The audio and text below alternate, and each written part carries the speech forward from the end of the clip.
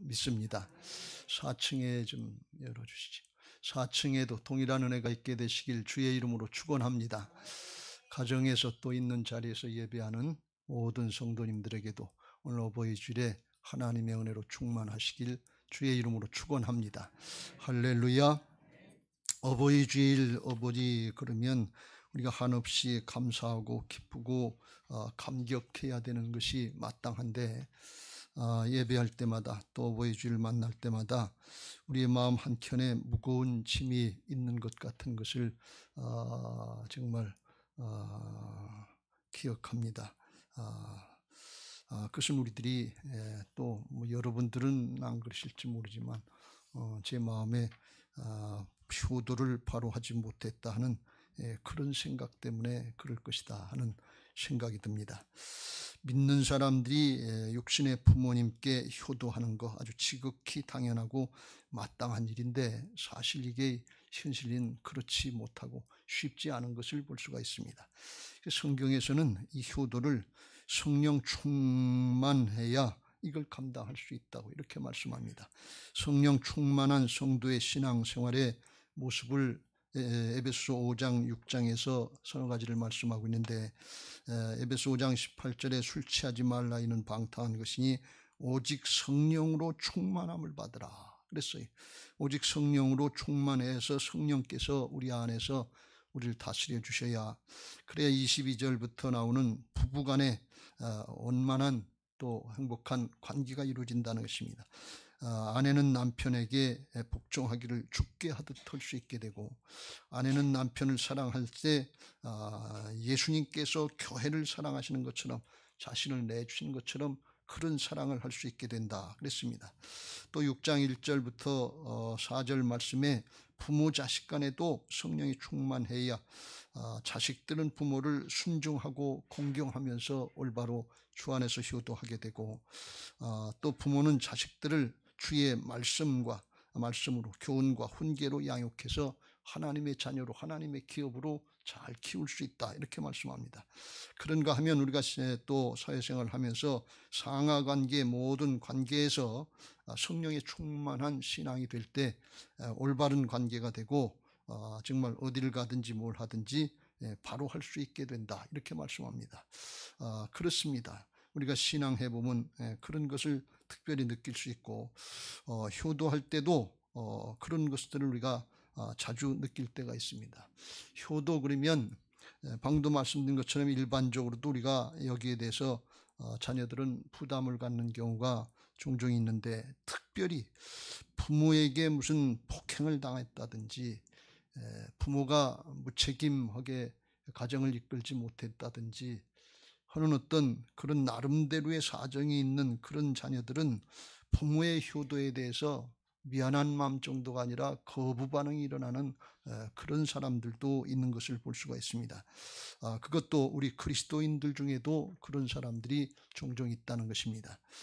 그래서 말씀을 말씀으로 제대로 받지 못하고 은혜가 안 되는 그런 경우가 있습니다.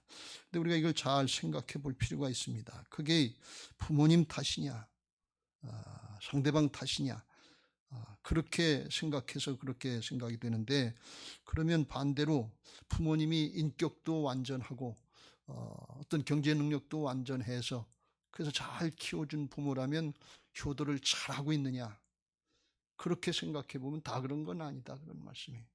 또 우리가 하나님의 자녀된 우리들이 완전하신 영적인 아버지가 되시는 하나님 아버지 앞에 순종을 잘하고 신앙 잘하느냐 이렇게 생각해 보면 그것도 아니다 그런 말씀이에요. 그래서 우리가 착각하는 거예요. 내가 효도를 못하고 정말 신앙을 잘 못하는 건 상대방의 어떤 문제인 것처럼 이렇게 생각하기 쉬운데 사실은 내 문제라는 거예요. 이게 성령에 충만해야 된다는 이유가 거기 있는 거예요. 내 안의 죄성 때문에 이기적이고 세속적인 죄성 때문에 나중심으로 생각하기 때문에 나중심으로 살아가기 때문에 그런 걸 모르는 것입니다. 그래서 이 효도의 문제는 성령께서 우리를 다스려 주실 때 나중심이 아니라 하나님 중심, 나중심이 아니라 상대방 중심으로 될 때 이게 바로 되는 은혜가 있게 되는 것을 믿으시기 바랍니다. 그래서 이 효도의 문제, 우리 모든 또 신앙의 문제는 부모님하고 나하고 관계, 나하고 자녀들의 관계인 것 같은데, 그런데 그 더 중심의 깊은 내용은 뭔가 하면 나하고 하나님하고 관계라는 것입니다. 하나님하고 나하고 관계에서 성령의 충만해서 다스려질 때 사람과 사람 관계도 잘 되어지는 것을 믿으시기 바랍니다. 예수님은 말씀하시기를 마음을 다하고 뜻을 다하고 목숨을 다하고 힘을 다해서 주 너희 하나님을 사랑하라 그랬습니다. 하나님 관계가 잘 되면 그 다음에 내 이웃을 내 몸과 같이 사랑할 수 있는 사람의 관계가 잘 될 수 있는 순서가 있는 것을 말씀합니다. 우리가 이걸 잘 깨닫고 더 이상 어떤 사건이 있었다, 부모님 때문에 상대방 때문에 그랬다 하면서 스스로 속지 마시길 주의 이름으로 축원합니다. 세상 신에게 속지 마세요. 이제 이게 하나님의 말씀, 하나님의 명령인 것을 깨닫고 마음껏 효도하시길 주의 이름으로 축원합니다. 오늘 효도는 약속 있는 첫 계명이다. 축복의 약속에 으뜸되는 계명이고 이로써 내가 잘되고 땅에서 장수하리라 그랬어요. 효도들 아주 이제 믿음으로다가 마음껏 하시고 하나님이 예비하신 축복을 다 누릴 수 있는 복된 신앙들이 되시길 주의 이름으로 축원합니다. 양부모님이 다 돌아가셨다 생각되시면 주변을 돌아보아서 어르신들을 잘 모시고 또 부모님이 안 계시다 하는 분들은 특별히 신앙하면서 하나님 아버지께 신앙을 잘 하시길 주의 이름으로 축원합니다. 효도는 우리가 살아있는 동안에만 할 수 있는 거예요.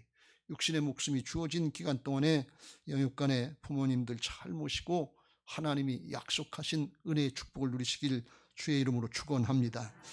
그럼 주 안에서 효도하라고 하는 뜻은 뭐냐? 이것은 하나님의 계명으로 주신 말씀입니다. 10계명 중에 제5계명이 내 부모를 공경하라는 것인데 신명기 5장 16절에 이렇게 말씀하고 있습니다. 우리 다 같이 읽겠습니다. 시작. 너는 내 하나님 여호와께서 명령한 대로 내 부모를 공경하라.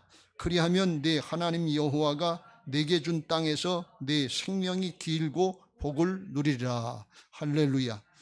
이것은 세상의 사람들도 다 부모를 공경하고 모시는 거, 효도하는 거 당연한 거예요. 근데 세상의 사람들은 이거는 윤리적이고 도덕적인 의무예요. 자녀된 의무예요. 근데 믿는 사람들은 윤리 도덕적인 의무 그 정도로 끝나는 것이 아니고 하나님이 주신 명령으로 신앙으로 하라는 거예요. 신앙의 차원에서 하라는 것입니다. 그게 무슨 차이가 있는가 하면 윤리 도덕의 차원은 이것은 법은 아니에요. 권장사항이에요. 안 해도 그 처벌할 수 없어요. 근데 하나님의 명령으로 받은 이 말씀을 신앙으로 한다는 것은 순종이 안 되면 하나님 앞에 죄가 된다는 것입니다. 그 하나님의 축복의 약속의 통로가 막히게 되는 거예요. 그걸 우리가 잘 분별해야 될 줄로 믿습니다. 할렐루야. 그래서 신앙으로 오늘 말씀을 잘 들으시고 믿음으로 확신하시고 신앙으로 잘 할 수 있게 되시길 주의 이름으로 축원합니다. 자, 그래서 주 안에서 이제 효도하려면 첫째 뭘 알아내냐? 부모님의 은혜, 부모님의 사랑의 깊이를 잘 깨달아야 될 줄로 믿습니다. 부모님의 은혜 그 사랑에 대해서 예를 들어서 한 군데 성경을 예를 들면 사무엘하 18장 33절 말씀에 다윗 왕이 자기 아들 압살롬이 반란을 일으켜서 자기를 죽이고 왕권을 탈취하려고 하다가 반란에 실패하고 죽었어요. 그때 그 아들이 죽었다는 소식을 듣고 다윗이 마음에 슬퍼하면서 통곡하는데 이렇게 합니다.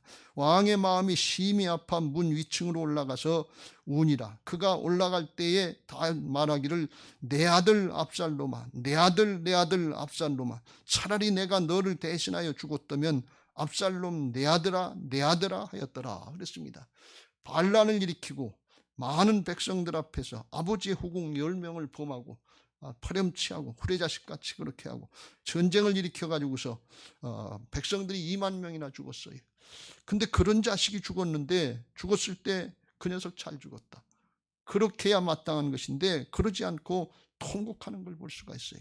내 아들 압살롬아, 내 아들 압살롬, 압살롬 내 아들아 하면서 이 한 구절에 내 아들을 5번이나 찾는 걸 볼 수가 있어요.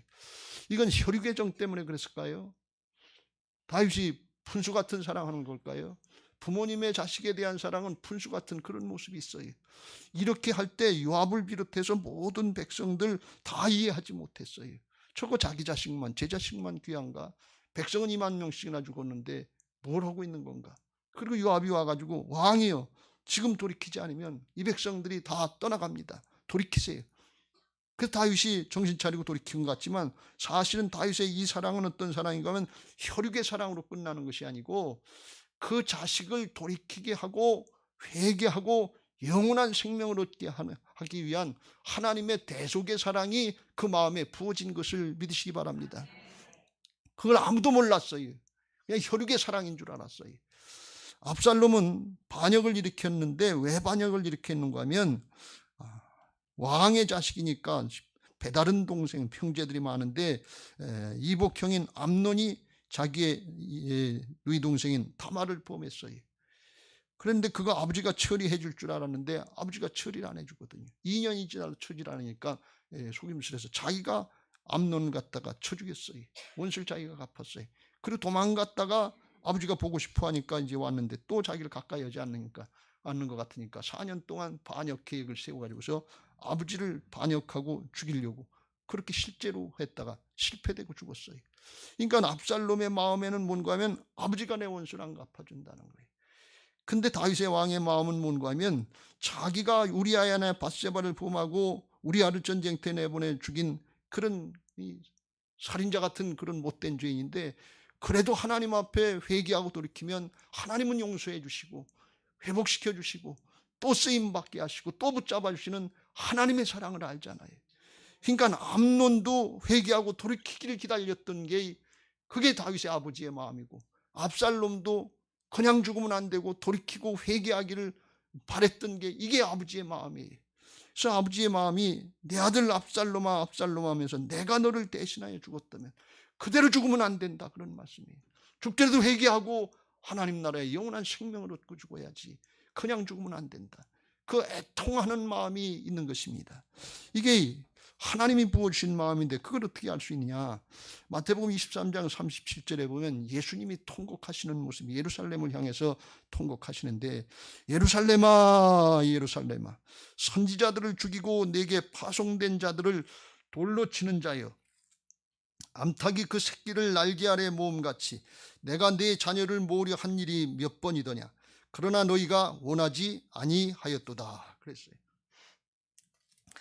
예수님이 예루살렘을 향해서 통곡하시고 애통하시는데 이건 뭔가 하면 죄악 가운데 아무리 돌이키고 회개시켜서 구원의 역사를 이루시려고 해도 선지자들 보내면 또 죽이고 또 죽이고 또 죽이고 마침내는 예수님까지 죽이게 되는데 믿지 않고 조롱하고 멸시하다 죽이게 되는데 그 모습을 보면서 애통하는 통곡하는 그런 모습이 그리고 마침내 죽이는 예수님까지 죽임 당하는 그런 모습이에요.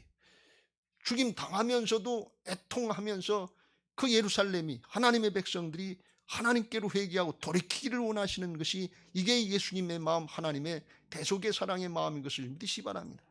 마침내는 대속의 피를 흘리시고 죽으신 것을 볼 수가 있습니다. 이게 하나님의 사랑의 마음인 것입니다. 여러분 세상 사람들은 자식들을 다 조롱하고 멸시하고 못된 자식이라고 판단하고 죽이라고 해도 부모의 마음은 그거 용서해주고 싶고 살리고 싶은 게 이게 부모의 심정인 것을 믿으시기 바랍니다. 요압도 다윗의 마음을 몰랐어요. 이스라엘 백성들은 아무도 예수님의 마음을 몰랐어요. 예수님은 직접 죽으셨어요. 다윗은 죽고 싶다고 그랬지만 죽지는 못했지만 하나님의 사랑이 그 마음에 부어졌기 때문에 그와 같은 사랑을 했던 것을 믿으시기 바랍니다. 우리가 부모님의 사랑이 우리 믿는 사람들은 혈육의 사랑으로만 끝나는 것은 아니고 주님의 대속의 사랑, 그 영혼을 구원하기까지 사랑하시되 죽기까지 내주시는 끝까지 사랑하시는 대속의 사랑이 포함되어 있다고 하는 것을 우리는 깨달아야 될 줄로 믿습니다. 찬송가 304장에 그 크신 하나님의 사랑 말로 다 형용 못하네.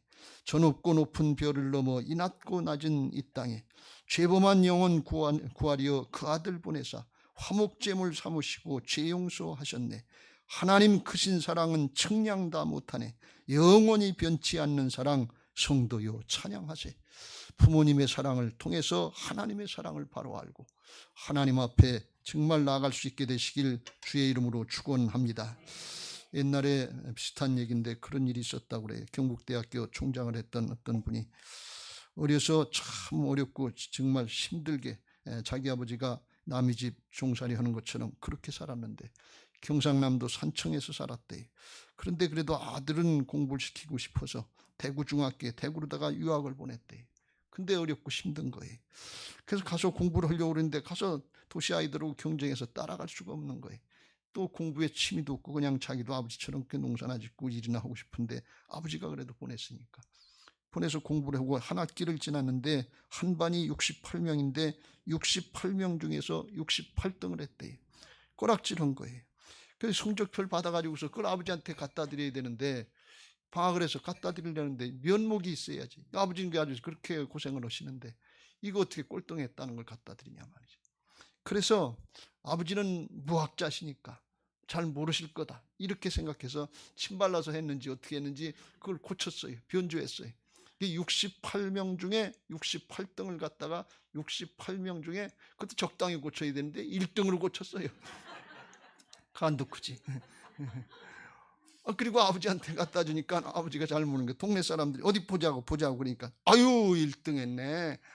아무개 집안에 아들 그 잘 뒀네. 인물 났네. 아유 그러면서 그냥 지나가면 되나 그 책거리 해야지 어쩌지. 그러니까 아버지가 좋아가지고 집안에 딱 한 마리 돼지 새끼 한 마리가 있는데 재산 목록이 이런데 가난한 집이니까 그걸 잡아서 동네 잔치를 했대. 근데 자기는 죽을 맛이더래요. 양심의 가책 때문에 그 한 마리 있던 돼지까지 팔아가지고서 동네 잔치를 해주시는데 내과에 가서 죽으려고 그러다가 차마 죽지 못하고 그리고서 자기 마음에 그때 깨달으면 야 이렇게 살아서는 안 되겠다. 마음을 고치고 한번 하는 데까지 해보자 말이지. 마음을 고치고 그 다음 학기부터 가서 열심히 했대. 그래서 그때부터 이제 성적이 나오기 시작해가지고 나중에 십몇 년 지났는데 그때 대학과정 학사과정까지 잘 마치고 공부를 잘해서 대학 교수가 됐어요. 나이가 45살이 돼서 결혼도 하고 자식도 나고 그 아들이 손주가 민우인데 민우를 데리고 이제 아버지한테 가서 이제는 아버지한테 가서 과거에 내가 잘못하고 아버지 속였던 거 이것 좀 이실직고 해야 되겠다. 고백해야 되겠다. 그리고 아버지를 찾아가서 아버지한테 쭈뭇쭈뭇하면서 아버지 그때 사실은 68명 중에 1등 한 게 아니고 이렇게 얘기하려고 그러는데 아버지가 다 됐다. 나도 다 알고 있다. 그만해라. 네 아들 민우가 듣겄다. 그러더래. 아버지가 다 알고 있었다는 거예요. 그런데 아들의 잘못을 부끄러움을 수치를 그걸 덮어주는 게 대신해 주는 게 이게 아버지 사랑인 것을 믿으시기 바랍니다. 이게 하나님의 대속의 사랑이에요. 죗값이라도 죽음이라도 대신해 주려고 하는 거예요. 다윗의 마음이 그거였던 거예요. 근데 압살롬은 그걸 모르는 거예요. 아버지는 나한테 은수도 안 갚아줬단 말이지. 불공평하다 이렇게 생각했던 거예요. 그런데 영원토록 사랑하시려고 하는 그 아버지 사랑을 몰랐던 거예요. 이 말씀을 보면서 준비하면서 제가 이제 자식도 돼봤고 부모도 돼보고 목사도 해보면서 가만히 생각해 보면 이런 대속의 사랑 그런 은혜로다가 부모님을 모시고 효도한 것 같지도 않고 장인 장모님한테는 더 그런 것 같고 자식들한테 이 대속의 사랑으로 그렇게 사랑을 하고 감싸주고 덮어주고 그런 것도 부족했던 것 같고 목회를 하면서 성도님들한테도 그런 사랑 가지고 성도를 사랑하고 이끌었던 것 같지가 않아요. 부족한 것뿐입니다. 죄송합니다.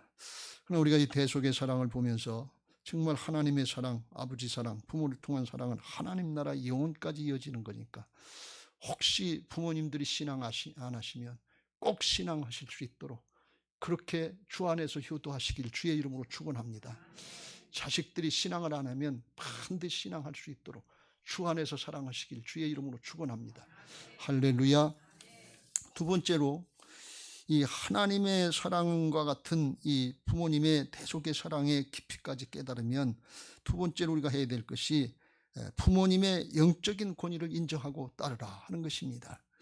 오늘 6장의 1절 2절에 자녀들아 주 안에서 너희 부모에게 순종하라 이것이 옳으니라. 여기서 옳다 그르다 하는 것은 선악법으로 세상의 윤리도 도구로 옳다 그르다 하는 게 아니에요. 하나님의 대속의 사랑으로 은혜와 사랑의 법으로 볼 때 하나님 나라 차원에서 이게 옳다 그런 말씀입니다. 무슨 사건이나 무슨 문제가 있어서 안 하고 그러는 게 아니다, 그런 말씀이. 그리고 네 아버지 어머니를 공경하라. 공경하라고 하는 것은 잘 모시는 것 마찬가지로 그 말씀을 잘 듣는데 부모님 말씀을 경솔히 듣지 않고 그냥 슬쩍 넘어가려고 하지 않고 대충 여기지 않고 무겁게 받아들인다, 중히 받아들인다는 뜻이. 그러니까 부모님으로 잘 대우해 드리는 건데, 이게 부모님의 영적 권위를 인정하는 건데, 하나님은 이걸 더 아주 분명하게 말씀하시기를 레위기 19장 3장에 보면 부모를 경외하라고 말씀하고 계신 것을 볼 수가 있어요. 레위기 19장 3절 같이 읽겠습니다. 시작. 너희 각 사람은 부모를 경외하고 나의 안식일을 지키라. 나는 너희의 하나님의 여호와이니라. 그래서 성경에서 경외의 대상은 하나님 한 분뿐이에요. 왕을 경외하는 것도 아니고 뭐 대통령을 경외하는 것도 아니고 돈 많은 사람을 경외하는 것도 아니고 높은 사람을 경외하는 것도 아닌데 하나님 한 분만 경외하라는 거예요. 왜 하나님 한 분만 경외하는가 하면 하나님은 우리의 존재의 근원이기 때문에 그래요. 생명을 주신 분이기 때문에 그래요. 근데 그 하나님께만 적용하는 그 경외를 부모님에게 경외하라는 것은 우리의 부모님이 우리에게 생명을 주셨기 때문에 그래요. 육신의 목숨이지만 생명을 주셨기 때문에. 우리는 부모가 돈도 주고 명예도 주고 뭐 다른 것 모든 조건 다 갖춰주면 더 좋을 것 같은데, 그런데 중요한 건 생명이 없으면 아무것도 아니라는 거예요. 생명이 있을 때 돈도 필요한 거고 유익한 거고, 생명이 있을 때 명예도 권력도 필요한 거지 생명이 없는데 무슨 소용이 있냐면. 근데 그 생명은 부모님을 통해서 하나님을 통해서만 얻는 것이기 때문에 동일하게 하나님을 경외하라, 그런 뜻입니다. 이 뜻을 잘 깨달아야 될 줄로 믿습니다. 생명이 없고 존재가 없으면 아무런 의미가 없어요. 우리가 좌우지간 어떻게 살든지 여기 땅에서 살고 있는 것은 생명이 있고 존재가 있어서 그런데 그건 부모님의 은혜요 하나님의 은혜인 줄로 믿습니다. 그래서 하나님을 경외하고 부모를 경외하라고 그러는데 어떻게 하느냐? 잠언 23장 22절 같이 읽겠습니다. 시작. 너를 낳은 아비에게 청종하고 내 늙은 어미를 경히 여기지 말지니라. 할렐루야. 부모에게 청종, 하나님께 듣고 따르는 것처럼 청종하고, 특별히 늙은 부모에게 경히 여기지 말고, 다 알아요 그러지 말고, 가만히 있어요 그러지 말고, 세대 차이가 나요 그러지 말고, 경솔히 여기지 말고 잘 듣고 따르라, 그런 말씀이에요. 이게 부모님께 효도하는 것인 것을 믿으시기 바랍니다. 우리 생각에는 돈만 많이 들이면 되지, 그런데 실제로 여쭤보면, 어른들께 여쭤보면 돈보다도 이 부모님 대접을 바로 하는 거, 공경을 바로 하는 거, 이게 더 원하신다는 그런 대답이 더 많다는 거예요. 그거 잘해야 될 줄로 믿습니다. 몇 년 전에 통계에 의하면 부모님에게 욕하고 폭행도 하고 존속상해를 하고 하는 그런 일들이 종종 일어나는데, 그 중에 그 사건들 중에 제일 많이 하는 건 누가 하는가 하면 아들이 제일 많이 한다는 거예요. 아들이 부모를 욕하고 뭐 폭행하고 뭐 막대하고 그러는 거예요. 아들이 제일 많아. 부모를 그게 48%, 전체의 반 정도 된다는 거예요. 그 다음에 부모를 학대하고 이제 잘못하는 거, 그게 누가 제일 많이 하는 거 하면 부부 사이에 그 배우자가 그런 경우가 또 10몇 프로 된다는 거예요. 그리고 그 다음에 많이 하는 걸 누가 많이 하는 거면 이 딸들이, 이 아들놈이 많이 오고 딸년이 많이 하고 그러는 거예요. 그 은혜는 제일 많이 받았는데 딸은 한 13% 정도 이렇게 된다는 거예요. 우리 생각엔 며느리가 제일 많이 할 것 같은데 며느리는 감히 그렇게는 못하고 며느리도 가끔 하는 경우가 있는데 요건 4% 정도 된다는 거예요. 며느리들이요 자유함을 얻으시길 주의 이름으로 축원합니다. 며느리들이 평생 죄된 심정으로 사는데 그렇지 않다는 거예요. 자기 직계 아주 거기서 난 자식들이 더 한다는 거예요. 이런 일도 있고, 오늘날은 살만해져서 부모님들이 하고 같이 살다가 여행할 그런 기회도 있고, 그런데 이 부모님들이 계시는지 안 계시는지 투명인간처럼 생각하고 자기들 마음대로 사는 그런 일들이 많이 있다고 합니다. 이 십계명은 사실은 어린 자식들에게 부모를 공경하라고 하는 그런 것을 준 게 아니고, 십계명의 10번째에 보면 내 이웃의 아내나 뭐 짐승이나 뭐 이거 탐하지 말라 하는 걸 보면 주로 결혼해서 사는 30대에서부터 50대 사람들이 노부모들을 잘 섬기라고 하는 그런 계명으로 주셨다는 거예요. 어린 자녀들에게 준 게 아니고. 그러니까 이제 살만해지고 그러면 여행도 가고 그러는데, 부모님이 계시면 자식들이 부모님한테 여쭙잖아요. 어머님, 아버님, 우리 여행 가는데 이번에 같이 가시지요. 그러면 10중 8구는 부모님들이 에이, 우리는 안 간다. 난 안 간다. 너희들 단촐하게 잘 갔다 와라. 그런데 그러면 아유 됐다 그리고 좋다 그리고 자기들끼리 가는 그런 경우가 있으면, 그러면 뒤에서 부모님 마음은 한없이 서운한 거예요. 그런데 두 번째 묻는 사람이 있대요. 부모님, 어머님, 아버님, 그래도 여행 같이 가시죠. 그럼 두 번째 대답은 에이, 이제 난 실제로 나이가 먹어서 다니는 자체가 힘들다. 내 집이 편하다. 그냥 있는 게 편하다. 너희들이랑 갔다 와라. 그런데요. 그러면 이게 진짜인가 보다. 그리고 그때 간다는 거예요. 그런데 세 번을 물으라는 거예요. 세 번째, 어머님, 아버님, 여행 같이 가시죠. 같이 가셔야 우리도 기분이 좋고 마음에 걸리지도 않고 그렇답니다. 그러면 그때서 부모님이 그럼 가볼까? 그때서 응답한다는 거예요. 근데 같이 모시고 가면 그렇게 좋아하신다는 거예요. 근데 이게 왜 세 번 물어보는가 하면, 부모님의 뜻이 진짜인지 가짜인지 부모님의 속뜻을 알기 위해서도 물어보지만, 진짜 세 번 물어보는 이유는 뭔가 하면, 그 자식들이 진짜 부모님을 효도할 마음이 있는지 없는지 스스로 확인하기 위해서 세 번을 물어보라는 거예요. 그냥 지나가는 얘기처럼 물어보지 말고 진짜 모시고 가고 싶은지, 진짜 효도하고 싶은지 그걸 스스로 확인하라는 거예요. 그걸 우러나와서 해야 그게 복이 되지 않겠어요? 특별히 믿는 사람들에게는 이건 아주 마땅한 일 아니겠습니까? 요한일서 4장 20절 21절에 그걸 이렇게 말씀합니다. 같이 읽겠습니다. 시작. 누구든지 하나님을 사랑하노라 하고 그 형제를 미워하면 이는 거짓말하는 자니, 보는 바 그 형제를 사랑하지 아니하는 자는 보지 못하는 바 하나님을 사랑할 수 없느니라. 21절. 우리가 이 계명을 주께 받았나니 하나님을 사랑하는 자는 또한 그 형제를 사랑할지니라. 하나님 사랑한다고 하면서 믿음의 형제자매, 혈육의 형제자매들을 사랑하지 못하면 눈에 보이지 않는 하나님 사랑한다는 거 거짓말이라는 거예요. 겉으로만 그렇지 아니라는 거예요. 근데 믿음의 형제자매들, 혈육의 형제자매들인데 부모님 사랑하는 거야 더 말할 거 있겠어요? 부모님 사랑이 안 되고 효도가 안 되는데 어떻게 하나님 사랑이 되느냐. 그건 거짓말이라는 거예요. 그러니까 이 믿는 사람들에게 부모님께 효도하는 거, 이거는 하나님을 사랑하는 게 진짜인 걸 나타내고 신앙이 진짜인 걸 나타내는 것이고, 이게 마땅한 것인 것을 믿으시기 바랍니다. 왜요? 계명이기 때문에 그래요. 하나님의 명령이기 때문에 그래요. 그런데 오늘날 이게 잘 안 되는 이유 중에 하나는, 마지막 때가 됨을 볼수록 사람들이 자기를 사랑하며 돈을 사랑하며 인본주의, 배금주의 이거에 빠져가지고서 죄악으로 빠져서 자랑하며 교만하며 비방하며 부모를 거역한다는 거예요. 듣지 않는다는 거예요. 감사하지 아니하며 거룩하지 아니하며, 그렇게 신앙도 삶도 잘 안 되는 거예요.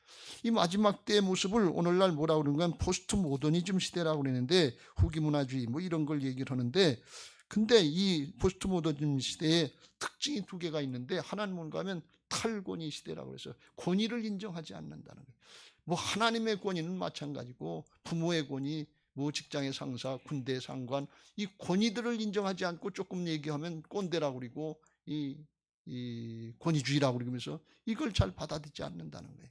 이 탈권위주의 시대. 그리고 또 하나는 뭔가 하면 이 포스트 모더니즘 시대에 절대 진리를 인정하지 않는다는 거예요. 그러니까 하나님의 말씀이 절대 진리다 인정하지 않고, 부모님의 말씀은 꼭 따라야 된다 이렇게 인정하지 않고, 상대적으로 그럴 수도 있고 아닐 수도 있고, 사정 형편에 따라서, 내 기분 감정, 내 사정 형편에 따라서 그렇게 할 수 있다는 것입니다.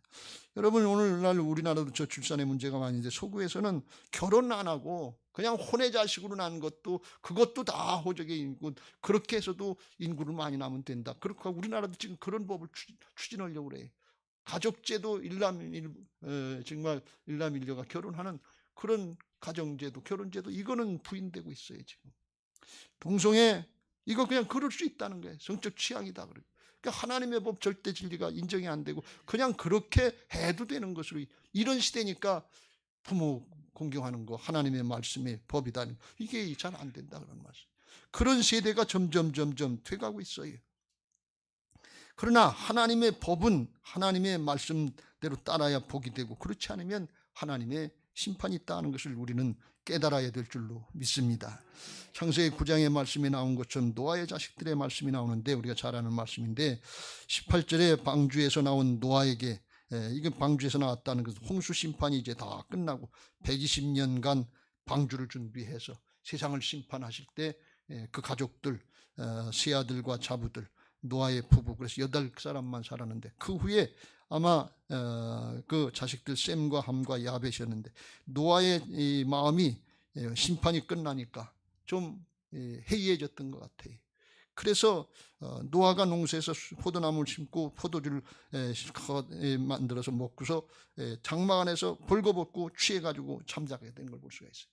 노아는 아주 큰 믿음의 사람이었고 의인이었는데 방심하니까 이렇게 되더라고요. 여러분, 신앙하는 거 하나님이 도와주시지 않고 함께 하시지 않으면 안 된다고 하는 걸 깨닫고 우리가 끝까지 철저히 경계해야 될 줄로 믿습니다. 다윗도 믿음의 사람이었는데 한순간에 넘어가는 걸 볼 수가 있어요. 선줄로 생각하는 자는 넘어질까 조심하라고 그랬어요. 이게 인간의 한계예요. 이게 아주 조심해야 돼. 노아가 술 취해가지고 벌거벗고서 아랫뜰을 벗고서, 그리고 이제 대낮에 이제 잠을 잤던 것 같아. 그런데 그걸 둘째 아들인 함이 들어와서 보고, 우리 아버지가 저런 분이 아닌데 깜짝 놀래가지고 하체 벗고 그걸 벗고 나가서 두 형제에게 알려드리고 그걸 까발렸다, 그런 얘기. 근데 그 얘기를 듣고 첫째인 셈과 마지막 막내인 야벳은 갔다 23절에 보니까 뒤에 옷을 가지고서 아버지 수치를 보지 않으려고 뒷걸음질 쳐가지고 이렇게 가가지고 이렇게 해서 아버지 하체를 가리고 그리고 나가고 돌아보지 않았다. 그랬대. 노아가 술 깨고 나서 그 어떻게 알았는지 그 사실을 알아가지고서 25절에 보면 이게 함이 가나안 족속인데, 가나안은 저주를 받아 그 형제의 종들의 종이 되기를 원하노라 그랬고, 26절 27절에 셈은 여호와를 찬송하리로다. 가나안은 셈의 종이 되고 하나님이 야벳을 창대하게 해서 셈의 장막에 거하게 하시고, 그래서 가나안은 그의 종이 된다. 그래서 셈과 야벳은 축복을 받았고 함은 저주를 받았어요. 근데 이 가나안 족속이 이 가나안 땅에 있던 족속들이고 애굽 족속, 아랍 족속들이 오늘날 가나안 족속들을 후배라는 후손들이고, 이 셈과 야벳은 이스라엘, 아브라함이 셈족이거든요. 이스라엘 족속, 하나님을 섬기는 족속이 돼서 지금도 그게 영적으로 볼 때 하나님의 축복이 된 걸 볼 수가 있어요. 이와 같이 하나님 앞에 이렇게 부모님의 부족한 거, 모자라는 거, 이거 드러내지 않고 덮어주는 자식들이 복을 받게 되는 것을 믿으시기 바랍니다. 서두에 말씀드렸어요. 그 경북대학교 총장을 했던 분이 고백을 했던 것처럼 자기가 어렵고 어릴 때 아무것도 모를 때, 그때는 부모님이 자기의 부족한 거, 모자라는 걸 다 가려줬어요. 수치를 가려줬어요. 근데 나이를 먹고 부모님들이 연세를 잡수고 그러면 실수할 수도 있고 그럴 수도 있어요. 그때는 자식들이 가려줘야 될 줄로 믿습니다. 이 셈과 야벳은 그걸 할 줄 알았다 그런 얘기예요. 그걸 할 때 하나님의 은혜와 축복을 누리게 될 줄로 믿습니다. 우리가 과거에 내 부모님이 내게 어떻게 해줬다, 못마땅하다, 잘 안 해줬다, 그런 것만 생각할 것이 아니고 이제는 내가 먼저 해야 될 줄로 믿습니다. 어릴 때는 부모님이 오줌똥 다 싸는 거, 그거 할 거 다 할 거 없이 다 가려줬는데, 연세를 잡수고 부모님이 늙으시면 부족한 모습이 나타날 때 그때 얘기할 게 아니고 그거 마땅히 다 가려줘야 될 줄로 믿습니다. 예수님은 우리에게 보여주신 가장 큰 효자였어요. 내 뜻대로 마옵시고 아버지의 뜻대로 되기를 원합니다 하면서 순종하시고 죽기까지 순종하신 분인데, 그 주님이 우리 안에 오셔서 성령으로 함께 하시면 그런 것들을 예수님의 마음 가지고 할 수 있게 하실 줄로 믿습니다. 로마서 8장 15절 16절에 우리에게 그 예수님의 영을 주셨다 그랬습니다. 그래서 하나님의 자녀가 되게 하셨어요. 같이 읽겠습니다. 시작. 너희는 다시 무서워하는 종의 영을 받지 아니하고 양자의 영을 받았으므로 우리가 아빠 아버지라고 부르짖느니라. 16절 성령이 친히 우리의 영과 더불어 우리가 하나님의 자녀인 것을 증언하시나니 이제는 사람의 아들로만 아니라 하나님의 자녀가 돼서 주님의 은혜로 할 수 있도록 새 사람을 만들어 주신 것을 믿으시기 바랍니다. 그래서 부모님을 잘 섬기고 으뜸가는 그런 축복의 명령을 잘 지켜서 자자손손 복을 받게 되시길 주의 이름으로 축원합니다. 이게 하나님의 계명 약속이기 때문에 그래. 어렵고 힘든 과정들이 있습니다. 근데 어렵고 힘들수록 그럴수록 효도하면 그때 효자가 되고 그때 효부가 되는 거예요. 편할 때, 쉬울 때, 헐만할 때 그런 사람들 효자, 효부라고 안 그래요. 어렵지만 힘들지만 알지만 그럴 때 할 때 효자가 효부가 되고 그 자식들이 본받게 되고 자자손손 복을 받게 되는 것을 믿으시기 바랍니다. 이 효도의 문제가 나오면 자식들만 부담되는 것이 아니라 말씀을 듣고 설교를 듣는 부모님들은 더 마음이 이게 자식들에게 부담 주는 것 같아서 그게 더 마음이 부담이 된다는 거예요. 근데 오늘 여기 약속의 말씀에 근거해서 말씀드리는데 부모님들은 자녀들에게 효도받는 걸 부담으로 생각하지 마시길 주의 이름으로 축원합니다. 왜 그러냐? 자녀들이 복을 받게 하는 으뜸의 축복의 계명 말씀이 효도하라는 거예요. 그거 하면 자녀들이 자자손손 복을 받게 하는 거니까 자손들이 복 받게 하는 명령이니까 이거 부담으로 생각하시지 말고 효도 잘 받으시길 주의 이름으로 축원합니다. 할렐루야. 아멘입니까? 정말 아멘 하셔야 돼요. 이게 자녀들이 복받게 하는 일이에요. 왜? 하나님이 책임져 주시는 거예요. 자녀된 도리에 있는 분들에게 권면하는데 이거 힘들다 어렵다 생각하지 말고 하나님의 말씀을 불순종하고 부모님께 공경하지 않으면 하나님의 축복의 약속이 막힌다는 거예요. 하나님의 축복의 약속의 말씀을 축복을 받을 수 있는 통로가 막히고 그 복을 뺏긴다는 것입니다. 그러니까 이런 사정 형편 핑계대지 말고 그냥 말씀대로 순종하시길 주의 이름으로 축원합니다. 그래야 하나님의 약속대로 자녀들은 복을 받고 부모님들은 효도를 받고 자자손손 복이 되는 가정이 되게 될 줄로 믿습니다. 그런 예를 잘 드러낸 게 우리가 잘 아는 룻과 나오미의 관계예요. 며느리 룻은 자기 남편이 모압 여인인데 죽었고 자기 시아버지도 돌아가시고 시어머니 이제 모시고 사는데 그런데 거기서 첫째 아들, 둘째 아들 둘 다 남편이 죽어서 세 과부가 사는데 그런데 하나님이 이스라엘 백성들을 축복하셨다는 말씀을 듣고 이스라엘로 들어가자 그랬어요. 그래서 들어가려고 보니까 그 두 여인 모압의 여인 오르바와 이 룻은 며느리들은 모압 여인이니까 가나안 땅에 이스라엘 땅으로 들어가 봐야 거기서 낙이 없어요. 이방 여인이니까 천대만 받게 되고 과부니까 천대를 받게 되고 아무런 소득이 없어요. 그러니까 이들은 여기서 그냥 가만히 있고 따라오지 말아라. 그런데 큰 며느리로 오르바는 인사하고 떠났지만 둘째 며느리 이 룻은 끝까지 이 시어머니를 따라붙었단 말이죠. 어머니 가시는데 나도 가고 어머니가 돌아가시는데 내가 죽겠습니다 하면서 말리지 말라고 따라붙었단 말이죠. 왜? 하나님을 섬기는 그 믿음을 받기 때문에 그래요.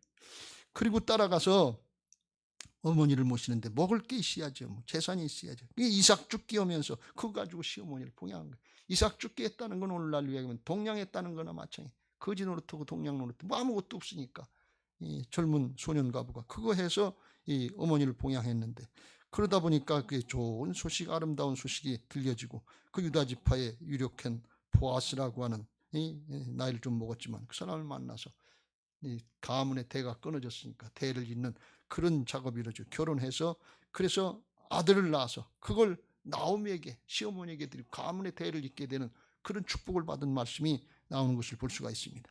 룻기서 4장 16절 17절의 그 결과인데 이렇게 말씀합니다. 같이 읽겠습니다. 시작.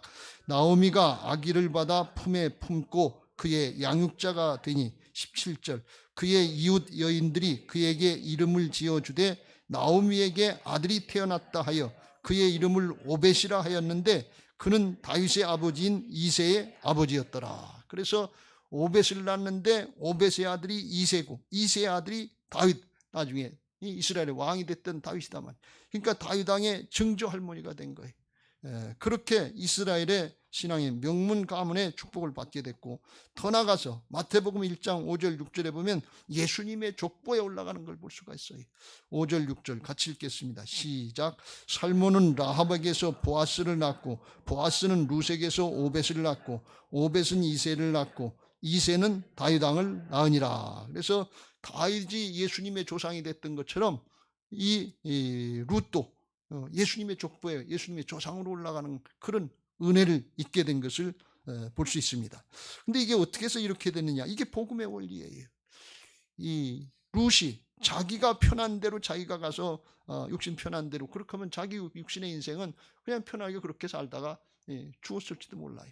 그런데 자기는 아무 낙도 없고 이스라엘로 따라 들어가면 고생할 수밖에 없고 힘들 수밖에 없고 어려울 수밖에 없는데, 자기가 누릴 수 있는 그런 어떤 특권이나 권세, 이거 부인하고, 자기를 부인하고 시어머니를 모시기 위해서, 하나님을 따르기 위해서 순종하는 과정을 갔는데, 이게 자기를 부인하고 순종하는 십자가의 과정인 것을 믿으시기 바랍니다. 이게 십자가의 사랑의 과정. 누구든지 나를 따르든 자기를 부인하고 자기 십자가를 지고 나를 쫓을지니, 십자가의 과정을 가니까 하나님이 그걸 받으시고 하나님이 역사하셔서 이 보아스를 만나고 결혼도 하고 아들도 낳게 되고 가문이 명문 가문이 되는 하나님의 축복의 역사, 하나님의 부활의 역사를 보게 하신 것을 믿으시기 바랍니다. 여러분, 성경의 모든 축복의 역사는 십자가 부활의 복음의 원리예요. 우리가 이 하나님 앞에 효도가 축복의 명령이 되는 것은 바로 하나님 앞에 축복의 길로 가는 십자가의 과정인 것을 믿으시기 바랍니다. 이게 어려울 수 있어요. 힘들 수 있어요. 근데 자기 부인하고 효도할 때 그때 하나님의 축복으로 나갈 수 있는 그 과정을 인도하시는 것인 것을 믿으시기 바랍니다. 그거 우리 인생 살아있을 동안에, 특별히 또 육신만을 생각하면 육신의 부모님이 살아계실 동안에 그 기회를 주신 거예요. 그거 마다하지 말고 자기 십자가 지고 잘 가시고 예수님이 함께 하시고 하나님이 축복하시는 임마누엘의 역사, 승리의 역사, 하나님의 부활의 생명의 역사에 이르는 영원한 축복들을 이루는 그런 복된 가정들, 가문들을 이루게 되시기를 예수님의 이름으로 축원합니다. 할렐루야. 말씀을 마무리합니다. 여러분, 부활신앙으로 주 안에서 효도하시길 주의 이름으로 축원합니다. 부모님께 효도하고, 부모님이 돌아가셨으면 어르신들께 하고, 그렇지 않으면 하나님 아버지께 대속의 사랑, 깊은 사랑을 깨닫고 그 권위를 인정하고 순종하고 공경하면서 축복의 과정을 가시길 주의 이름으로 축원합니다. 이제는 우리가 그렇게 할 수 있는 새로운 하나님의 자녀로 영적인 신분이 바뀌었다고 하는 걸 믿고 믿음으로 하시길 주의 이름으로 축원합니다. 고린도후서 5장 17절 시작. 그런즉 누구든지 그리스도 안에 있으면 새로운 피조물이라. 이전 것은 지나갔으니 보라 새 것이 되었도다. 옛사람이 아니에요. 이젠 거듭난 새 사람, 영원한 생명의 사람으로 하는데, 이건 예수님의 생명의 사랑으로 거듭났기 때문에 사랑으로 강권될 수 있는 하나님의 생명력이 나타날 수 있는 새 사람들이 된 것을 믿으시기 바랍니다. 고린도후서 5장 14절 시작. 그리스도의 사랑이 우리를 강권하시는도다. 우리가 생각하건대 한 사람이 모든 사람을 대신하여 죽었은즉 모든 사람이 죽은 것이라. 15절. 그가 모든 사람을 대신하여 죽으심은 살아있는 자들로 하여금 다시는 자신을 위하여 살지 않고 오직 그들을 대신하여 죽었다가 다시 살아나신 이를 위하여 살게 하려 함이라. 나를 위해서 살면 이기적으로 좋은 것 같지만 영적으로 볼 땐 다 뺏기는 거예요. 그러나 양보하고 사랑으로 하나님을 위해서, 부모님을 위해서, 상대방을 위해서 내주면 하나님께서 함께 하시는 놀라운 은혜와 축복이 있는 것을 믿으시기 바랍니다. 근데 그 축복 중에는 가장 큰 축복은 뭔가 하면 가문이 잘 되고 자기도 복 받는 거 좋은데, 더 좋은 건 자기 존재가 바뀌는 거예요. 하나님 앞에 인정받는 효자, 효부가 되게 하시는 거예요. 그 가장 큰 효자, 영원한 효자는 예수님인 것을 믿으시기 바랍니다. 예수님은 어떤 분이셨는가 하면 십자가에서 예수님이 하나님께 버림당하셨는데 마지막 순간엔 하나님의 품으로 달겨드는 효자였어요. 마태복음 27장 46절 같이 읽겠습니다. 시작. 제9시쯤에 예수께서 크게 소리질러 이르시되 엘리 엘리 라마 사박다니 하시니 이는 곧 나의 하나님 나의 하나님 어찌하여 나를 버리셨나이까. 온 인류의 죄를 담당하게 하시려고 아무리 예수님이 구원해도 하나님이 듣고 응답을 안 하셨어요. 왜 나를 버리셨습니까? 버림당한 거나 마찬가지. 그랬어요. 그런데 마지막 순간에 예수님이 어떻게 고백하셨냐? 누가복음 23장 46절 시작. 예수께서 큰 소리를 불러 이르시되 아버지 내 영혼을 아버지 손에 부탁하나이다 하고 이 말씀을 하신 후 숨지시니라. 기분 나쁘다고 그냥 돌아가신 거 아니고 그리고서 그냥 돌아가신 게 아니고 아버지 품에 안겨서 어린아이가 매를 맞아도 엄마 품으로 달겨드는 것처럼 아버지 품으로 달겨들어서 끝까지 효도하신 것을 믿으시기 바랍니다. 세상에 가장 효도하신 분은 예수님이에요. 예수님이 내 안에 들어오셔서 생명이 되고 주인이 되신 걸 믿고 믿음으로 하려고 그러면 나는 안 되지만 예수님의 생명인 사랑으로 강권될 수 있도록 성령께서 역사하시는 것을 믿으시기 바랍니다. 예수님의 영이 역사하시는 것을 믿으시기 바랍니다. 어렸을 때 내 부모는 나한테 그렇게 안 해줬다고 하고 떠나가는 게 아니고 예수님이 주인 되시고 예수님의 영으로 거듭나면 주님의 은혜로 주님의 능력으로 효도하게 되고 변화받게 되고 가문이 변화되게 되고 아주 영원토록 자자손손 복을 받게 될 줄로 믿습니다. 바라기는 우리 교회가 우리 교회 성도님들이 그런 은혜가 있게 되시길 주의 이름으로 축원합니다. 마지막 때 이게 안 되는데 우리 교회 건축하고 세배당 들어갈 때 그때 새로운 모습들이 하나씩 나타나야 되는데 그 중에 하나 좋은 거 미아중앙교회 다니는 사람들은 효자고 효부더라. 그런 소문 나면 저절로 생명력 있는 전도가 될 줄로 믿습니다. 가문도 평안해질 줄로 믿습니다. 복이 있을 줄로 믿습니다. 그런 은혜들이 있게 되시기를 예수님의 이름으로 축원합니다. 할렐루야. 그런 신앙하게 해달라고 우리가 찬양하는데 오늘은 찬송가가 아니고 어머니 문의 노래 같이 찬송가로